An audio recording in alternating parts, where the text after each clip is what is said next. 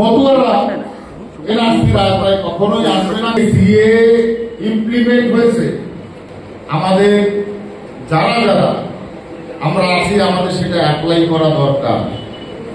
Apply না করলে, হাতে সার্টিফিকেট না আসলে, আমার কাছে তো ডকুমেন্টস থাকছে না।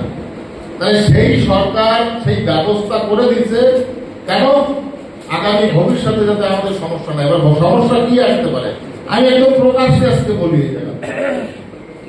আগামীতে যদি ভারতবর্ষে এনআরসি হয় তাহলে আপনার কাছে সরকারের আইন অনুসারে সার্টিফিকেট আছে, থাকবে, আপনার এনআরসিতে বার করা সম্ভব না। তাই মতুয়ারা এনআরসির আওতায় কখনোই আসবে না, কারণ তারা অ্যাপ্লিকেশন করে তারা সার্টিফিকেট পাওয়া লোক, ভারত সরকার সংবিধানের মাধ্যমে তাদের সার্টিফিকেট দিয়েছে।